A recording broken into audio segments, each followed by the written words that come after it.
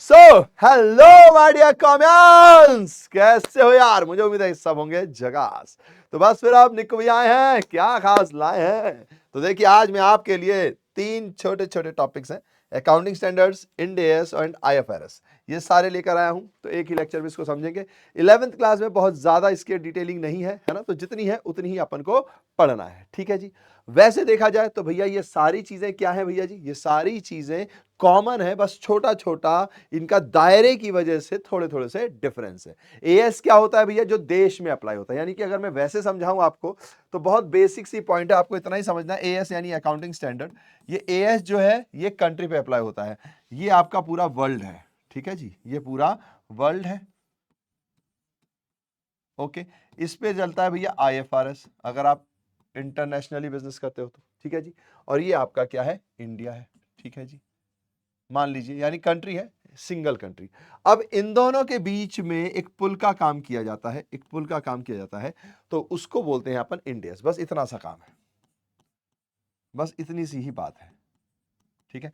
क्योंकि Indian companies जो international business में सपोर्ट करती हैं, तो क्योंकि आईएफआरएस और एएस में काफी मेजर डिफरेंसेस थे, इन दोनों के व्यू पॉइंट में काफी डिफरेंसेस थे, कई रूल्स में ऊपर नीचे की चीजें थी, काफी अंतर था। इसी वजह से इन दोनों के बीच में एक पुल का काम करता है इंड एएस, जिसको बोलते हैं इंडियन अकाउंटिंग स्टैंडर्ड।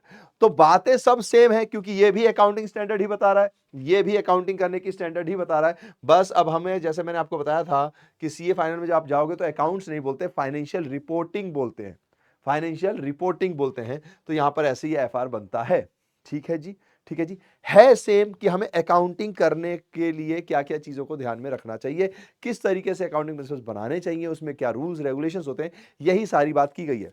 तो कई बच्चे सोचते हैं कि यार जब ये तीनों सेम है तो अलग अलग क्यों लिखा है? इतना सा ही अंतर है कि ये विद इन कंट्री है, ये पूरा वर्ल्ड है। यानी कि अगर मान लीजिए इंडिया है, तो इंडिया को छोड़कर जब भी हम बिजनेस किसी भी वर्ल्ड में करेंगे तो वहां आईएफआरएस के साथ हम काम करते हैं। अब इन दोनों के बीच में, एएस और आईएफआरएस के बीच में थोड़ा सा डिफरेंस था, इसीलिए बीच का एक पुल बना दिया गया है इंड एएस।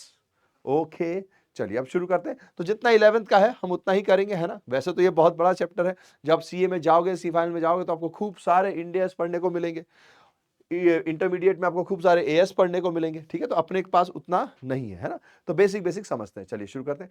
तो भैया एएस क्या है? Accounting standard. यानी ये होता है ना, अपना एक स्टैंडर्ड मेंटेन करना है। तो ऐसे ही अकाउंटिंग ने कहा भाई मेरा भी तो कोई स्टैंडर्ड होना चाहिए, तो हमने कहा यार स्टैंडर्ड होना चाहिए। तो स्टैंडर्ड होना क्या चाहिए? तो इसी के लिए बनाए गए एएस, अलग अलग टॉपिक्स पे। जैसे कि किसी ने कहा फिक्स्ड एसेट्स का एक स्टैंडर्ड बनाओ, किसी ने कहा स्टॉक यानी इन्वेंट्री का एक स्टैंडर्ड बनाओ, तो इन सब के अलग अलग स्टैंडर्ड बनाए गए हैं, ठीक है जी। बस वही अकाउंटिंग स्टैंडर्ड है। तो अकाउंटिंग स्टैंडर्ड क्या है भैया जी? क्या है? तो are written statement of uniform accounting rules and guidelines issued by the accounting body of country. और वो कौन है? चीयर्स कर सकते हो, तालियां बजा सकते हो, institute of chartered accountants of India. यानी कि एएस क्या है? रूल्स हैं, गाइडलाइंस। अब बच्चा कंफ्यूज हो जाता है कि भैया फिर प्रिंसिपल क्या थे? ऑफ कोर्स जो प्रिंसिपल बनाए जाते हैं वो इन्हीं को ध्यान में रखकर बनाए जाते हैं। यहां पर हर एक कंपोनेंट के हिसाब से या किसी में कंपोनेंट जुड़कर आपको स्टैंडर्ड्स बनाने होते हैं। जैसे कि इन्वेंट्री का ट्रीटमेंट आप कैसे करोगे, उसके क्या रूल्स होंगे, क्या रेगुलेशंस होंगे, ये AS2 में बताया जाता है, ठीक है। AS2 नाम का एक है, ओके जी। फिक्स एसेट्स भी आप अभी तक जानते होंगे। अब फिक्स एसेट्स नहीं बोलते, अब इसको हम प्रॉपर्टी प्लांट इक्विपमेंट बोलते हैं। AS10 होता है, ठीक है जी, AS10 होता है, ठीक है जी। लेकिन अभी आप 11th में हो तो आप फिक्स एसेट समझ लो, ध्यान रखने के लिए रूल्स रेगुलेशन है, बस बात खत्म, ठीक है जी। ये प्रिपेयर किए जाते हैं क्यों भैया? क्यों? क्योंकि हमें फाइनेंशियल स्टेटमेंट बनाती होती है और अच्छे से बनानी होती है, ट्रू एंड फेयर बनानी होती है। याद है ना, कल अपन ने पढ़ा था इसको, ट्रू एंड फेयर बनानी होती है। हाँ जी, ठीक है। प्रिंसिपल्स में कल, मतलब कि जो भी आपने रिवीजन सीरीज देखी होगी, तो हमने प्रिंसिपल्स में एक जगह यहां पढ़ा था ना, ट्रू एंड फेयर व्यू, तो इसलिए अपन इसको करते हैं। कोल्हर जी क्या कहते हैं भैया? कोल्हर जी कहते हैं accounting standards R code of conduct, एक तरीके का कोड ऑफ कंडक्ट है जो कि इंपोज किया जाता है अकाउंटेंट्स के ऊपर, जो भी एंट्रीज कर रहे हैं, किसके द्वारा? कस्टम के द्वारा, लॉ के द्वारा, या फिर प्रोफेशनल बॉडी के द्वारा। बस खत्म बात, तो यही एएस है। अब अकाउंटिंग स्टैंडर्ड से तो बेसिक बस आपको ये ध्यान रखना है कि यानी कुछ रूल्स रेगुलेशंस हैं कि भाई किसी भी चीज की अकाउंटिंग कैसे करोगे, उसमें क्या क्या मेथड्स हैं, ये सारी चीजें हैं। अपन ने पढ़ा था ना कंसिस्टेंसी कॉन्सेप्ट, उसमें डिफरेंट काइंड्स ऑफ मेथड पढ़े थे। अब वो मेथड कहां लिखे हुए हैं कि यही अप्लाई होंगे, कैसे अप्लाई होंगे? एएस में लिखे हुए हैं, समझ रहे हो? ठीक है जी। तो भैया इसके हिसाब से तो नेचर और ऑब्जेक्टिव क्या हुआ है इसका, तो सबसे पहली बात तो अकाउंटिंग स्टैंडर्ड्स आर गाइडलाइंस, ठीक है। ये क्या है, एक प्रकार की गाइडलाइंस है जो कि अकाउंटिंग प्रोफेशनल्स को बताती हैं कि भैया उसकी इनहेंस करती है reliability of financial statement among the user. यानी कि जब ये गाइडलाइंस का इस्तेमाल कर कर अकाउंटिंग प्रोफेशनल्स फाइनेंशियल स्टेटमेंट बनाते हैं तो लोगों का उस पर भरोसा बढ़ता है, रिलायबिलिटी बढ़ती है। ये दो दो चार चार वर्ड्स आपको याद रखने हैं, गाइडेंस, रिलायबिलिटी, फाइनेंशियल स्टेटमेंट के ऊपर। फिर और the basic objective of accounting standard क्या है, ये यूनिफॉर्मिटी, ये बात याद रखना, to bring uniformity. Basically accounting standards uniformity का काम करते हैं, ठीक है जी। यूनिफॉर्मिटी मतलब कि पूरे जगह पे, पूरे इंडिया में सेम रूल अप्लाई होंगे। अब मान लीजिए इंडिया के अंदर ही श्रीनगर में कुछ और रूल चल रहा हो, अपने साउथ साइड में कुछ और रूल चल रहा हो, ईस्ट साइड कुछ और रूल चल रहा है, वेस्ट साइड कुछ और रूल चल रहा है, समझ रहे हो, तो फिर कैसे चलेगा काम। तो पूरे इंडिया में एक यूनिफॉर्मिटी पैदा कर देती है कि जब भी चाहे कोई जम्मू में बैठा व्यक्ति हो, चाहे कोई बेंगलोर में बैठा व्यक्ति हो, चाहे कोई केरला में बैठा हो, कोई आसाम में बैठा हो, कोई मणिपुर में बैठा हो, या फिर कोई गुजरात में बैठा हो, कहीं भी बैठा होगा, तो भैया जी एक यूनिफॉर्मिटी बना देती है कि वो अकाउंटेंट वैसे ही करेगा जैसा एएस में लिखा होगा, ठीक है जी, खत्म बात, ओके। और क्योंकि यूनिफॉर्मिटी रहती है तो इससे कंसिस्टेंसी बन जाती है, समझ रहे हो, और कंसिस्टेंसी अपना अकाउंटिंग प्रिंसिपल में फंडामेंटल अकाउंटिंग एजम्पशन है, फंडामेंटल अकाउंटिंग एजम्पशन है। फिर इससे कंपेरेबिलिटी भी आ जाती है। चलो भैया जी ठीक है, ओके भैया जी। These accounting standards are mandatory in nature, AS जो बनाए गए हैं वो फॉलो करना जरूरी है, इसीलिए पूरा एक प्रोफेशन है सीए, चार्टर्ड अकाउंटेंसी। इसके अंदर भैया जी यही सब पढ़ाया जाता है, यही सब समझाया जाता है, ताकि जब आप किसी कंपनी की बुक्स का ऑडिट करो तो ये सब चेक करो, ठीक है। चलिए फिर, with the change in economic environment and law of the nation, accounting standards are subject to change from time to time, ठीक है जी, ओके भैया जी। तो क्या होता है यहाँ पे, एएस आप चेंज भी कर सकते हो कई बार, जैसे अब देखो पहले फिक्स्ड एसेट्स नाम होता था, अब उन्होंने बहुत सारी चीजें समझी तो प्रॉपर्टी, प्लांट एंड इक्विपमेंट करके नाम आ गया, इसमें और भी चीजें आने लगी हैं, पेड़, ट्रीज के ऊपर, या जो अपने जो भी मतलब पेड़ होती है ना, इसको भी एक एसेट मानकर इसके ऊपर भी बहुत सारी ट्रीटमेंट है। पेड़ अलग होता है, क्रॉप अलग होता है, ये स्टैंड के अंदर बहुत सारी चीजें। अभी तो आपको कंफ्यूज लगे तो प्लीज थोड़ा सा रुक जाइएगा, ये समझ लीजिए कि भैया एसेट्स के बारे में कुछ कुछ बात हो रही है, ठीक है, क्योंकि आप पढ़ोगे तो आगे चलकर, है ना। तो ये सारी चीजें हैं, तो सब्जेक्ट टू चेंज, यानी कई बार इसमें चेंज भी किए जाते हैं, कई बार एएस बनाए जाते हैं, फिर लगता है कि सही नहीं है तो उसको हटा भी दिए जाते हैं, चेंजेस है। पर हमेशा ध्यान रखना, कभी भी कोई भी एएस ओवरराइड नहीं कर पाएगा, कभी भी कोई भी एएस ओवरराइड नहीं कर पाएगा, but no AS can override the provision of law. अगर मान लीजिए आपने अकाउंटिंग स्टैंडर्ड में कोई ऐसी बात लिख दी जो लॉ के अगेंस्ट है या लॉ को कम आंकता है, तो ऐसे में भैया लॉ ही सबसे ऊपर माना जाएगा, एएस की कोई वैल्यू नहीं रह जाएगी फिर, ठीक है जी, ये बात ध्यान रखना। इसलिए एएस बनाते वक्त ये चीजें ध्यान दी जाती है। Where alternative accounting practices are available, ठीक है जी। अगर मान लीजिए बहुत सारी अकाउंटिंग प्रैक्टिसेस अवेलेबल है, किसी का भी ट्रीटमेंट कुछ भी कर सकते हैं, तो फिर ऐसे में क्या करें, ऐसे में एएस क्या कहता है, तो ऐसे में एएस कहता है free to use any accounting practice by giving suitable disclosures. यानी कि अगर मान लीजिए अकाउंटिंग स्टैंडर्ड में किसी चीज को डील करने के 4-5 मेथड्स बताए हुए हैं, तो आप कोई भी मेथड यूज कर सकते हो, बस आपको डिस्क्लोज कर देना है कि हाँ भैया, फुल डिस्क्लोजर पढ़ा था ना, तो उसमें डिस्क्लोज कर देना हम ये वाली मेथड यूज करते हैं, ठीक है जी। और अगर आप चेंज करना चाहो तो भैया आपको पहले से बताना पड़ेगा, तो change in practice must be disclosed, ठीक है जी। चलिए आगे बढ़ते हैं। अब आता है अकाउंटिंग स्टैंडर्ड की यूटिलिटी।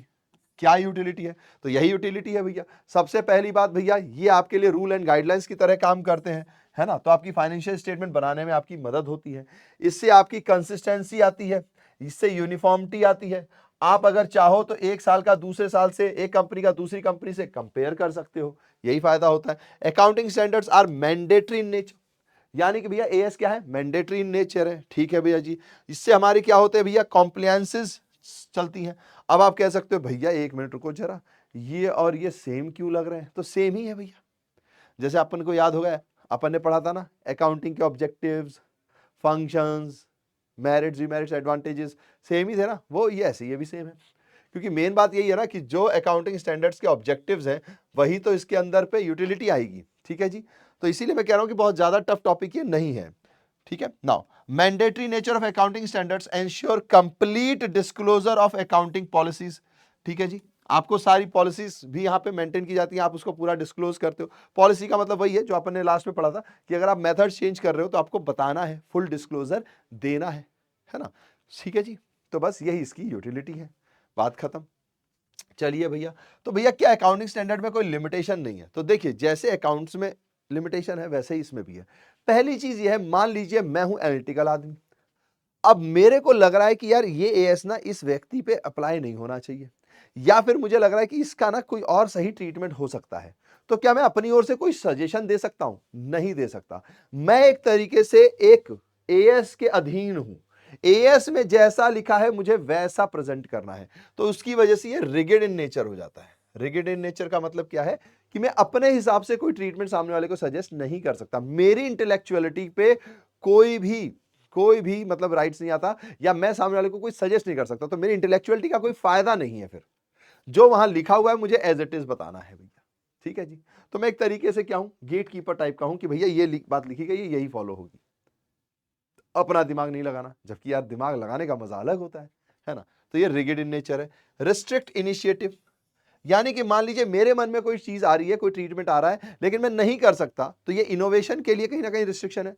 ऑल दो यहां रिस्ट्रिक्शन वर्ड क्यों यूज किया है, क्योंकि अगर मान लीजिए आपको लग रहा है, तो आप अपने ऊपर वालों को बताओगे, वो उसके ऊपर वालों को बताएंगे, वो उसके ऊपर वालों को बताएंगे, और इसी तरीके से फिर अकाउंटिंग स्टैंडर्ड ठीक होता है। लेकिन एट प्रेजेंट आप ठीक नहीं कर पाओगे जब तक कि एएस ऊपर से ठीक ना हो। और कोई भी चीज अगर पारित करनी होती है तो उसमें बहुत सारे रूल्स रेगुलेशंस होते हैं, लोकसभा जाता है, फिर राज्यसभा जाता है, फिर प्रेसिडेंट साहब जी के साइन वाइन होते हैं, तो इस तरीके से कोई भी एक्ट बनता है, तो इसीलिए इसमें बहुत लंबा टाइम लगता है। तो restrict initiative. Historical in nature, जाहिर सी बात है, देखिए एएस कई ऐसे हैं जो बहुत पुराने बनाए गए हैं, पता नहीं चलता कई बार कि वो उतना सही है कि नहीं आज के परिप्रेक्ष्य में, पर अगर आपको बदलना है तो लंबा टाइम लगता है, चेंज टेक्स टाइम, है ना। तो यहां पर फिर ये एक प्रॉब्लम है कि वो हिस्टोरिकल इन नेचर होते हैं, तो कई बार प्रॉब्लम आ जाती है।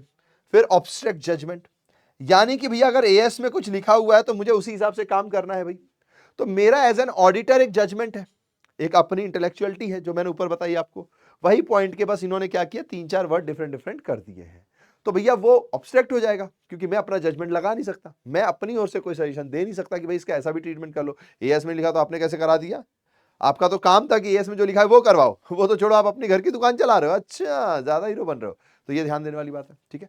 चलिए, तो ये अपना एएस था। अब चलते हैं अपन इंडियस में।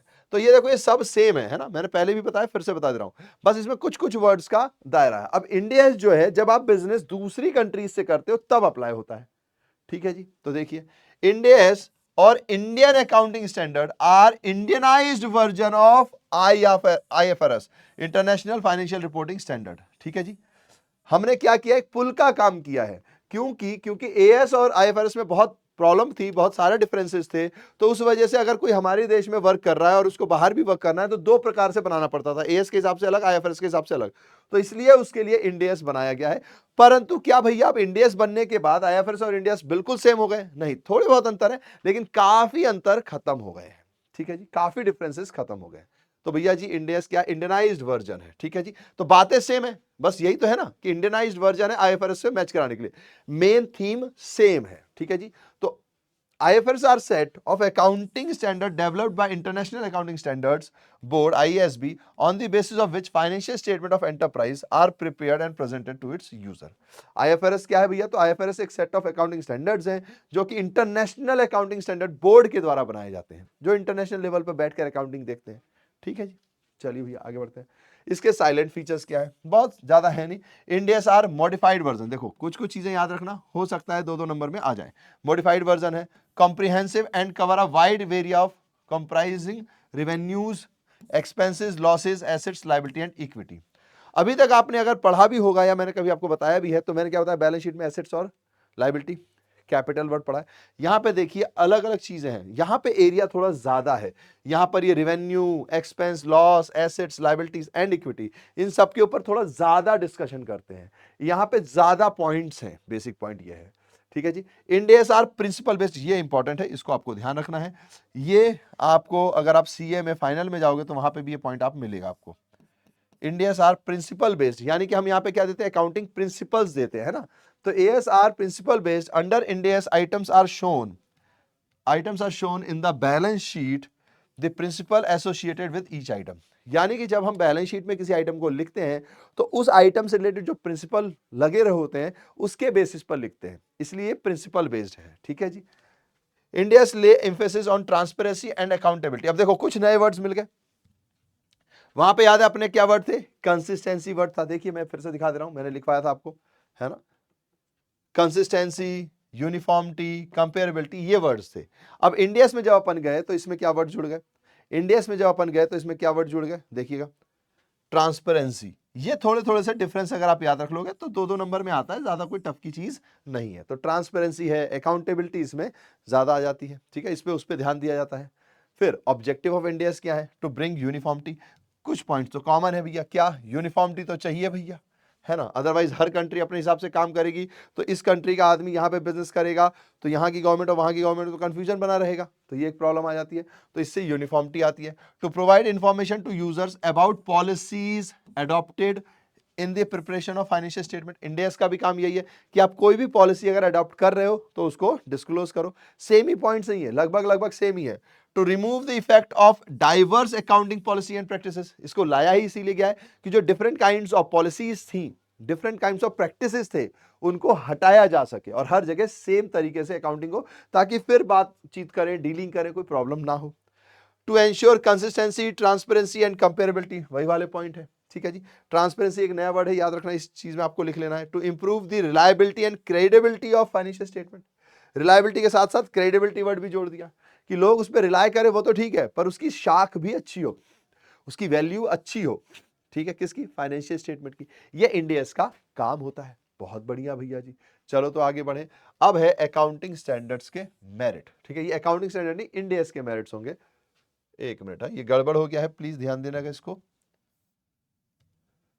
चिचिंग चिचिंग चिंग चिचिंग चिचिंग चिंग टिटिंग टिटिंग टिंग टिंग टिंग टिंग, ठीक है। तो ये जो मेरिट है ये है इंडियस के मेरिट, ठीक है जी। तो इंडियस का मेरिट क्या है, सबसे पहली बात, सूटेबल फॉर इंडियन कंडीशंस। तो इंडियन कंडीशंस में ये सूटेबल होता है। They have been framed in such a way they most suitable in Indian conditions. क्योंकि हमने हमने अपने एएस को आईएफआरएस से मैच कराया है, मगर इसका मतलब ये नहीं कि आईएफआरएस पूरा उठा लिया है, नहीं, हमने हमारे लॉ, अपने कस्टम्स को ध्यान में रखकर, अपने लीगल फर्टिलिटी को ध्यान में रखकर बनाया गया है। तो इसीलिए थोड़े बहुत डिफरेंसेस अभी भी हैं, ठीक है जी, ओके।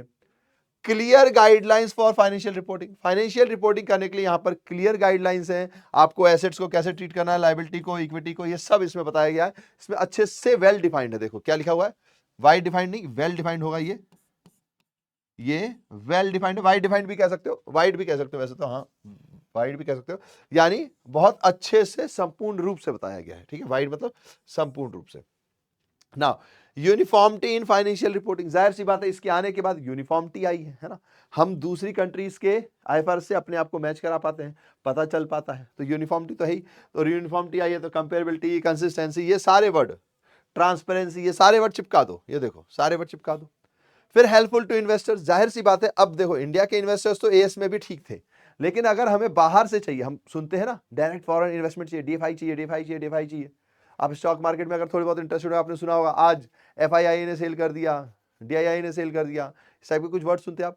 तो हमें फॉरेन इन्वेस्टर्स भी तो अट्रैक्ट करने, पर फॉरेन इन्वेस्टमेंट को तो क्या समझ में आता है, आईएफआरएस समझ में आता है। अब आप उन्हें एएस बना कर दोगे तो उनके लिए तो डिफरेंस हो जाएगा, क्या यार हमारे यहाँ तो ऐसे ट्रीटमेंट करते हैं, इनके यहाँ कैसे करते हैं, अबे यार पता नहीं भाई सही है कि नहीं है ना, एक होता है। आप ये कह सकते हो कि अरे तो क्या हुआ भैया, हमारे यहाँ के चार्टर्ड अकाउंटेंट समझा देंगे, अरे लेकिन एक भरोसे वाली बात भी तो होती है कि मैं तो अंतर देख रहा हूं ना, जब आपको डिफरेंस दिख रहा है और कोई समझा रहा है अरे ये डिफरेंस ऐसा है, तो उतना भरोसा नहीं आता, समझ रहे हो।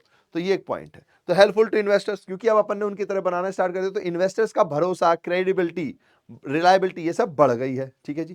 क्योंकि ये high quality requires high quality, relevant, reliable, transparent and comparable information, तो वो इंडियस अब इनको प्रोवाइड कराता है। तो भैया बस ये इंडियस हो गया, चलो भैया तो आगे बढ़ो, मैंने कहा ठीक है।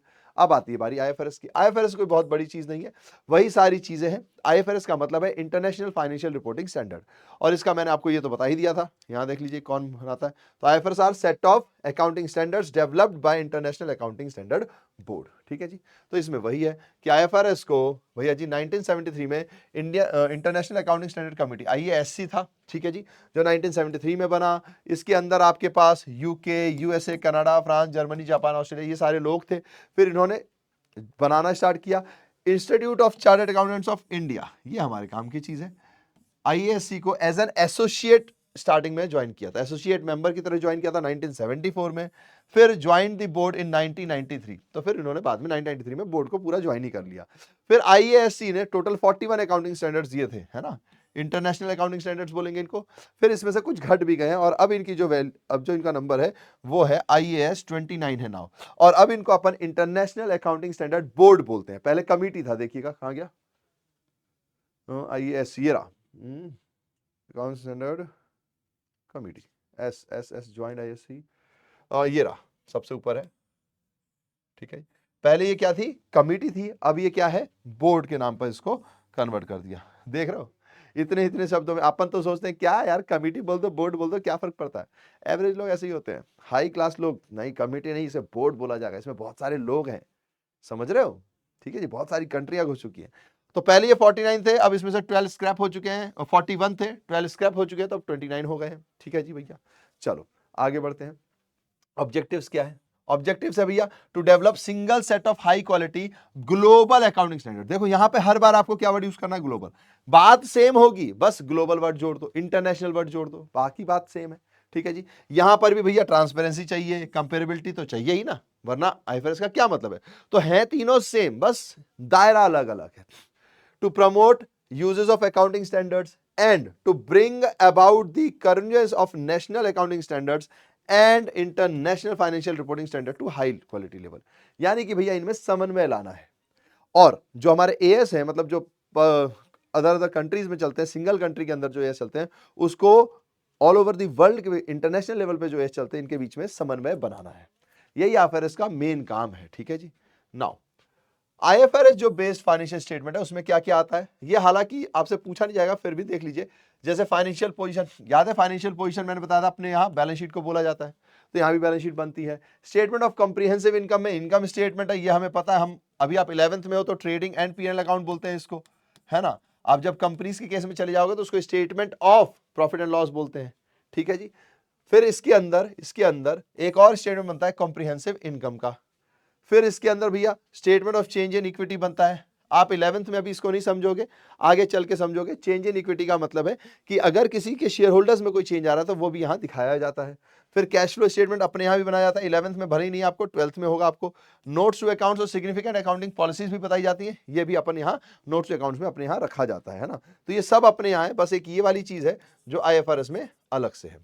Now what is the benefit of IFRS. सबसे पहला बेनिफिट तो इन्वेस्टर को ही है भैया, इन्वेस्टर के आपके ऊपर भरोसा बढ़ेगा तो इन्वेस्टर का take better financial decisions if IFRS based accounting standards are followed, ठीक है जी। तो इन्वेस्टर जो है वो तुरंत आपकी कंपनी में पैसा लगाने को आ जाएगा, वो आप पर भरोसा करेगा, आपकी बातचीत पे भरोसा करेगा, समझ रहे हो। और अपन बचपन में सोचते हैं कि अरे क्या भरोसा यार, लोग तो भरोसा करते हैं, नहीं, बड़े लोग बहुत प्रोफेशनल्स होते हैं, वो एक एक शब्द को सुनते हैं, करते रहते, पर दिमाग में उनके चलता रहता, अच्छा ये कह रहा, अच्छा अच्छा अच्छा। तो कहीं भी कोई भी डिफरेंस आता है ना तो वो थोड़ा सा रुकते हैं, थोड़ा सा अपने आप को पीछे खींचते हैं। तो इसलिए ये बहुत अच्छी चीज है कि अगर हम आईएफआरएस के रूप में उनको दिखाएंगे तो वो उनका भरोसा हम पर बढ़ेगा, और वो थोड़ा सा पैसे निकालने में, इन्वेस्ट करने में थोड़ी सी ऐसे ऐसे ऐसे नहीं करेंगे, ऐसे ऐसे ऐसे करेंगे। अंतर है ये, देखो ये और ये में अंतर है, बस वही यहाँ पर समझ में आता है। फिर रेजिंग लोन ग्लोबली, जाहिर सी बात है, अगर आपके अकाउंटिंग स्टैंडर्ड्स ग्लोबल स्टैंडर्ड्स के हिसाब से हैं, आईएफआरएस के हिसाब से हैं, तो आप अगर लोन निकालना चाहो फॉरेन बैंक से या कहीं से भी फॉरेन में, तो भैया वहां से आपको मिल जाएगा। तो ये इसके बेनिफिट्स हैं, ठीक है जी। ये देखिए बेनिफिट्स ऑफ आईएफआरएस। अब भैया जाहिर सी बात है इसमें कुछ चेंजेस भी हैं, तो आइए इसको समझते हैं। और ये हमारा आखिरी टॉपिक है, आईएफआरएस वर्सेस एएस क्या है। तो देखिए आईएफआरएस जो है ना, ये प्रिंसिपल बेस्ड है, इसीलिए आपने देखा होगा इंडिया एस भी क्या था, प्रिंसिपल बेस्ड था, ठीक है। लेकिन अकाउंटिंग स्टैंडर्ड क्या है, रूल बेस्ड है। कहां गया, ये रहा, are rule based. Accounting standard एक प्रकार के रूल हैं, ये एक प्रकार के प्रिंसिपल है, ठीक है जी। ये एक छोटा सा डिफरेंस है। दूसरा, IFRS do not prescribe any format of balance sheet while Indian laws prescribe a specific format of balance sheet और statement of profit and loss. यानी कि भैया आईएफआरएस आपको कोई स्पेशल फॉर्मेट नहीं बना कर देता कि भैया यही फॉर्मेट फॉलो करो वरना बताता हूं, ठीक है। नहीं, आप कैसे भी बना सकते हो, यहां पर फॉर्मेट स्पेसिफाइड है, तो ये एक डिफरेंस है। आईएफआरएस फेयर वैल्यू पे डील करता है, जबकि एएस हमारा हिस्टोरिकल कॉस्ट पे। याद होगा आपका एक अकाउंटिंग प्रिंसिपल था, कॉस्ट और हिस्टोरिकल कॉस्ट। अकाउंटिंग प्रिंसिपल वाला लेक्चर आपने देख लिया, उम्मीद है मुझे। तो भैया जी ये वही है कि यहां पर जो आईएफआरएस है ना, फेयर वैल्यू पे डील करता है कि वैल्यू क्या है फेयरली उसकी अभी मार्केट के हिसाब से। और अपन क्या करते हैं, 50 का खरीदा था भाई 50 में मानेंगे, डेप्रिशिएशन लगा देंगे, हाँ वो लगता है, लेकिन हमारी वैल्यू 50 की होगी, तो हिस्टोरिकल कॉस्ट पे एएस फॉलो करता है। और ये अब आपके मन में आएगा भैया सही क्या है? देखो सही गलत का कुछ नहीं है, सबके अपने अपने ऑब्जेक्टिव्स होते हैं, हर चीज को रखने का अपना एक तरीका होता है, किसी का कुछ मानना है, किसी का कुछ मानना है, समझ गए? तो यहाँ पे ये मत पहुंच जाना सही गलत क्या है, डिफरेंस क्या है, बस यही है। वरना बच्चे में आदत होती है ना, हम बचपन से सीखते हैं हमें दो साइड में से एक साइड चूज करनी, सही और गलत नहीं, कभी कभी चीजें ग्रे भी होती हैं, ठीक है जी। Now besides this various differences also emerge, treatment of various items, various areas such as useful life or tangible asset, prior period item, extraordinary items। यानी कि भैया ये सब तो ठीक है, इसके अलावा भी कई डिफरेंसेस हैं। जैसे कि मान लीजिए हम एक्स्ट्राऑर्डिनरी आइटम को कैसे ट्रीट करते हैं और आईएफआरएस कैसे ट्रीट करता है, उसमें अंतर है। प्रायर पीरियड आइटम तो आपको नहीं पता होगा, जैसे मान लीजिए अगर मेरे प्रीवियस बैलेंस शीट में कुछ गड़बड़ थी पर मुझे बाद में जाके पता चला, तो वहां पे ट्रीटमेंट कैसा होता है? तो आईएफआरएस और एएस में अंतर है उसके अंदर। टेंजिबल एसेट्स, ये तो आप समझते ही हो, जब मैं किसी एसेट के ऊपर डेप्रिसिएशन लगाता हूं तो उसकी एक लाइफ भी होती है, तो लाइफ को कैलकुलेट करने का तरीका भी आईएफआरएस में और एएस में अलग है। तो यही कुछ छुटमुट डिफरेंस है। तो मोटा मोटी कुछ वर्ड्स याद कर लीजिए, क्या कि एएस क्या है? एक जर्नल गाइडेंस है, आईएफआरएस भी यही है, लेकिन आईएफआरएस रूल बेस्ड नहीं है। क्या है क्या है क्या है? प्रिंसिपल बेस्ड है। एएस क्या है? रूल बेस्ड है, ठीक है जी। एएस एकदम मतलब कि आपको ऐसे करने ही करने हैं, आईएफआरएस में फॉर्मेट का चक्कर नहीं है, एएस में चक्कर है। तो ये छोटी छोटी बातें आपको ध्यान रखना है। बाकी कुछ वर्ड, रिलायबिलिटी, ट्रांसपेरेंसी अपन ने इंड एस और आईएफआरएस में पढ़ी है ना। बाकी रिलायबिलिटी, क्या बोलते हैं, कंपेयरबिलिटी, क्रेडिबिलिटी, ये सब तो सेम ही वर्ड्स हैं, ठीक है। तो ये अपना छोटा सा टॉपिक था, उम्मीद है कि आपको रिवाइज हो गया होगा। तो चलो फिर चलते हैं और लास्ट में कहते हैं thank you thank you thank you my dear कॉमियंस and have a smash. So thank you my dear comments for being with us, for loving us, for supporting us, for being our stars, for being our champs, for being our gems. Thank you। and एक प्यारा सा मोटो है, मुस्कुराओ ना यार, मुस्कुराहट को फैलाओ ना यार। इसी तरीके से जिंदगी को जीते जाओ ना यार। और फिर मिलेंगे कभी किसी और लेक्चर में, तब तक के लिए tata tata tata, bye bye bye bye bye.